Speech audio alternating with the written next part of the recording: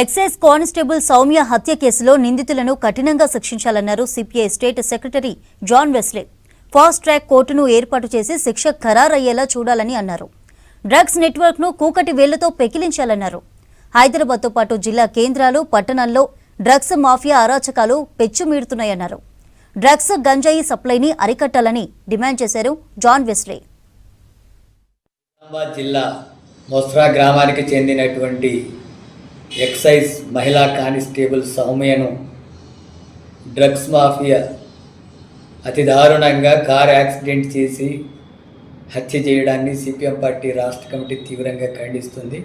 అలాగే ఈ ఘటనకు పాల్పడ్డటువంటి వాళ్ళ మీద ఫాస్ట్ ట్రాక్ కోర్టు ఏర్పాటు చేసి కఠినంగా శిక్షించాలని చెప్పి డిమాండ్ చేస్తున్నాం రాష్ట్ర ప్రభుత్వాన్ని.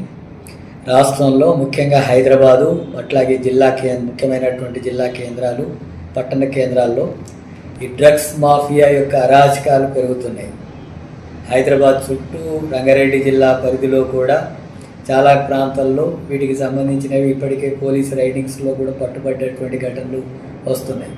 యువత అంతా కూడా ఈ మాదక ద్రవ్యాలు తీసుకొని యువత చెడుదారి పడుతున్నారు, అరాచక శక్తులుగా మారుతున్నారు. తల్లిదండ్రులకు భారంగా అయ్యే పరిస్థితి వచ్చింది.